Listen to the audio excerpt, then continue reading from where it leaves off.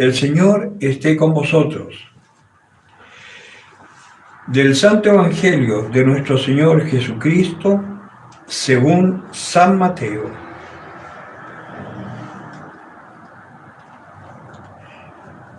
En aquel tiempo dijo Jesús a los sumos sacerdotes y a los ancianos del pueblo: ¿qué os parece? Un hombre tenía 2 hijos. Llegándose al primero le dijo: Hijo, vete hoy a trabajar en la viña. Y él respondió: no quiero.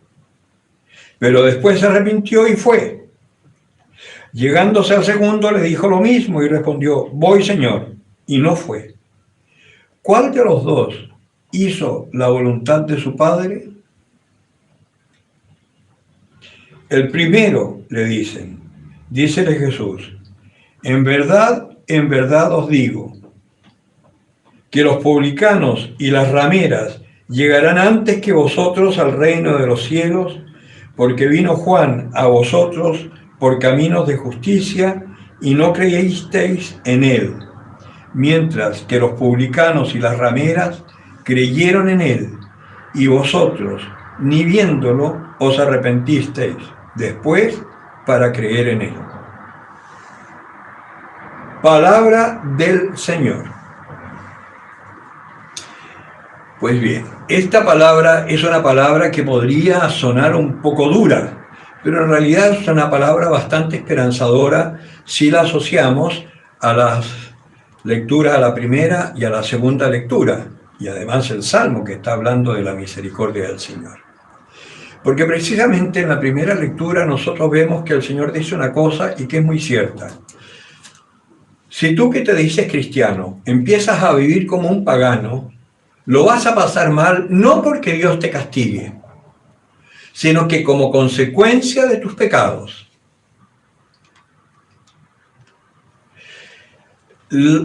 Lamentablemente o afortunadamente, depende cómo vivamos, nuestras acciones tienen consecuencias. Nuestros pecados tienen consecuencias. Y el Señor, cuando nos perdona los pecados, no quita las consecuencias. Pero dentro de su misericordia, nos da según podemos soportar. Nunca, Dios no quiere la muerte de sus hijos. Dios quiere que todos se salven. Dios quiere que todos nosotros podamos llegar a conocer la plenitud, la felicidad para la cual Dios nos ha creado. Por lo tanto, cuando Dios te corrige hablándote primero de lo que te va a suceder y después ya actúa tú en consecuencia y ya sabes lo que te va a suceder, no porque te estén castigando, sino que porque es la consecuencia lógica de tu quehacer, de tu actuar. Por eso dice que si el justo se desvía, si tú como cristiano empiezas a vivir conforme a las directrices del mundo, lo vas a pasar mal y vas a sufrir las consecuencias. El mundo te dice, por ejemplo, que la sexualidad tiene que ser plena y tú eres libre para ejercerla porque es algo bueno. Eso es verdad, la sexualidad es muy buena. Imagínate si no es buena, si por ahí nosotros nos perpetuamos según la especie. Es algo maravilloso. Por lo tanto, ¿yo puedo hacer uso indiscriminado de mi sexualidad? No, señor.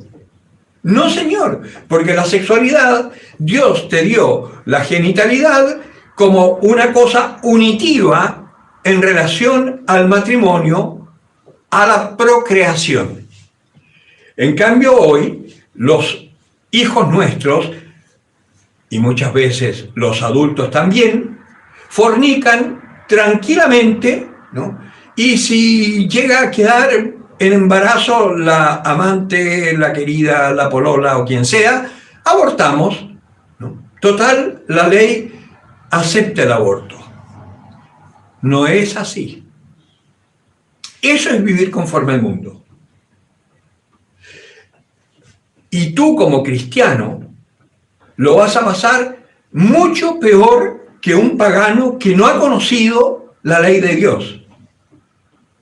Por eso habla Jesucristo que los publicanos y las prostitutas llegarán primero al reino de los cielos, porque quizás los publicanos nunca tuvieron la gracia de escuchar la palabra de Dios, nunca tuvieron la gracia las prostitutas de saber que había un Dios que las amaba y que le quería que tuviesen una vida plena, y sepa Dios las circunstancias que las llevaron a prostituirse, por ejemplo, ¿no? Entonces, el Señor nos está haciendo una advertencia, porque si por el contrario el malvado, escuchando esto, recompone su camino y empieza a vivir conforme a lo que dice el Señor, que es lo que da la vida, va a encontrar la vida. Eso es un poco lo que hizo Dimas, el ladrón, que estaba a la derecha del Señor, estando en la cruz, mientras el otro le insultaba, le decía, oye, cállate, él es inocente. Nosotros estamos justamente condenados, pero él es inocente y lo están condenando igual que a nosotros. Y después le dice al Señor, Señor, acuérdate de mí cuando estés en tu reino. Y el Señor, ¿qué le responde? Hoy estarás conmigo en el paraíso. No le dijo, sí, pero es que te hay portado que te concha mal, sí que, no sé, vamos a ver. No, no, no. Hoy estarás conmigo en el paraíso. Por eso, si el malvado, escuchando la palabra del Señor, se arrepiente de su quehacer, cambiará de vida y encontrará la felicidad. Eso está diciendo ya desde el Antiguo Testamento, que dicen que el Dios del Antiguo Testamento es tan terrible y todo. No, si es el mismo misericordioso que Jesús. Y por eso nosotros tenemos que estar muy atentos, porque nosotros que somos tan buenos para juzgar, ¿no? Entonces juzgamos que a los marxistas, que a los masones, que la Camila Vallejo, que el Florcita Motúa, que eso yo siempre lo saco a colación porque me encantan, los encuentro tan simpáticos. Yo al Florcita Motúa lo conocí en mi época antes de conocer a Dios, cuando yo participaba en la comunidad siloísta, que después fue el Partido Humanista. Bueno, era medio loquillo, pero ya nunca con la teja tan corrida como ahora. Pero no te sorprendas si cuando tú te mueres, el que te abre la puerta es el Flor Motúa o la Camila Vallejo. Porque hasta el último minuto tenemos la posibilidad de convertirnos. Y capaz que tú en tu soberbia, creyéndote cristiano y habiendo juzgado a Raimundo y a todo el mundo, resulta que te llegas arriba, ¿no? Y sigues en tu soberbia, diciendo que tú las cosas las hiciste bien, ¿no? Y capaz que estos otros, que han estado actuando mal toda la vida y han hecho tanto daño, cuando están frente al Señor se dan cuenta que metieron las patas hasta el cogote. Y dicen, Señor, perdóname, no sabía. Y el Señor le dirá, bien, entra al gozo de tu Señor. Y eso tiene mucho que ver con la lectura de los Filipenses. San Pablo, cuando está hablando del Señor, nos está mostrando cuál es la actitud correcta. Y como el cristianismo no es un moralismo, como el cristianismo es un vivir conforme a la voluntad de Dios, nos muestra la perfecta voluntad de Dios cumplida en un hombre, que es Jesucristo, que se humilló a sí mismo. Dios, viendo nuestro sufrimiento, viendo que nuestra culpa no tenía precio para pagar, que no teníamos cómo pagar salvo con la vida, para que nosotros no muriéramos, se hizo hombre. Se olvidó de su dignidad de Dios y se humilló a sí mismo tomando la condición de esclavo, un ser humano como tú y como yo, exactamente igual a nosotros, menos en el pecado, que vivió siempre buscando la voluntad de Dios. Jesucristo nunca hizo nada sin antes haberle consultado a su Padre. Por eso se retiraba a orar. Y lo vemos ahí, humilde, soportando la humillación, soportando la incomprensión de su iglesia, soportando la incomprensión de sus discípulos, de su familia, de todo el mundo, pero él tenía que cumplir la voluntad del Padre, aunque eso lo llevó a la muerte. Y después de ese combate en Getsemaní, cuando ya se somete y dice, Señor, que se haga tu voluntad, mas no la mía, A partir de ese momento entró en una paz profunda y como un rey, como una oveja mansa, pero con la dignidad de un rey, fue llevado a la muerte, como una oveja al matadero sin decir nada, ¿no? Y fíjense que este hombre tan humilde, ¿no?, era capaz de abrir la boca. Nosotros creemos que la humildad es quedarnos calladitos así y soportar como borregos. No, señor. No, señor. La humildad no es eso. La humildad, primero, tú tienes que reconocer quién eres. Y te vas a sorprender que si llegas a conocerte realmente quién eres, te vas a sorprender del amor que Dios te tiene. Porque ni tus padres te aman tanto como te ama Dios, ni te amarían tanto si supieran realmente quién eres y las pilatunadas que has hecho. Después, una vez que ya sabes quién eres, ¿no?, humildemente reconocer que has pecado y pedir perdón. Y como Jesucristo, ponerte por debajo de todos, considerando a los otros como superiores a ti. Eso es el verdadero cristiano. Y si los demás son superiores a ti, ¿quién eres tú para juzgar? ¿Quién eres tú para juzgar al presidente porque se equivoca? ¿Quién eres tú para juzgar a los políticos porque son unos sinvergüenzas? Si tú eres peor.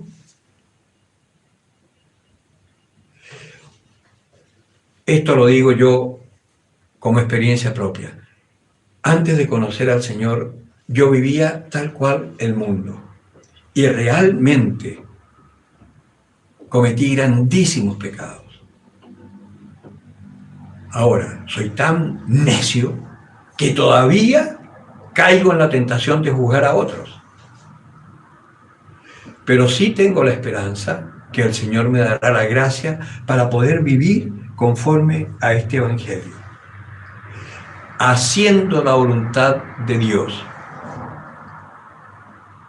Estos dos hijos somos nosotros. Ahora, de ti depende decir, quiero, ok, lo voy a hacer, y no lo haces, o de ti depende, aunque no quieras hacerlo, hacerlo. Si eres como el primero que dice no, pero que al final se arrepiente y lo hace, vas a recibir todo el amor de Dios y todas las gracias de Dios para poder vivir como un auténtico cristiano. Si tú dices, no, es que yo ya soy cristiano, pero te quedas ahí apachurradito en tu casa, con tus devociones particulares, tus rosaritos así, rezando por tu salvación y ganando indulgencias para ti, pues no estás haciendo la voluntad de Dios. Porque la voluntad de Dios es que el cristiano sea uno que anuncie el Evangelio con su vida y con su palabra, que vaya a los que están sufriendo, que visite en los hospitales a los que están abandonados, que vaya a las cárceles, que lo proclame en la calle, que hable con el que está en el ascensor, con la que te atiende en el supermercado, cuando vas a la farmacia a buscar mascarillas, aprovecha de darle una palabra de aliento a las que están trabajando ahí, que están todos muertos de miedo que llegue uno con coronavirus y los contagie también a ellos. O sea, hoy nosotros los cristianos tenemos una misión extraordinaria, pero para eso tenemos que ser humildes, apoyarnos en el Señor y hacer lo que el Señor nos pide. Pero para saber lo que el Señor nos pide hay que esperar que el Señor lo diga, así que pregúntale. Una de las cosas maravillosas de la pastoral para la cual yo trabajo, que es el catecumenado, que lo hice completo, yo terminé el catecumenado el año 2003, ¿no? Una de las cosas maravillosas de esta pastoral es que te enseña a buscar la voluntad de Dios. Y una vez que la encuentras, si tú te dejas llevar, tu vida se planifica. Eso te lo digo yo por experiencia. Yo nunca jamás pensé ser cura. Sin embargo, cuando el Señor me mostró que era eso lo que Él quería y me dio la gracia para poder decir sí, yo te puedo asegurar que hoy soy infinitamente más feliz y mi vida tiene una proyección maravillosa a futuro que no la tenía cuando yo tenía 25, 28 años y vivía según el mundo. Por eso, ánimo. La palabra de hoy, como ven, aunque pareciera en principio un poco dura, es una palabra de esperanza, una palabra que nos llama a la conversión, a dejarnos tocar por el Señor, para que así podamos realizar la misión para la cual nos creó. Nosotros como cristianos tenemos gracias especiales para vivir en castidad y ser felices, para poder ser generosos y ser felices, para poder amar a los enemigos y ser felices. El Señor nos permite la libertad.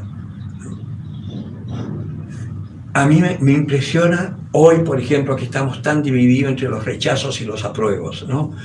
A mí me impresiona.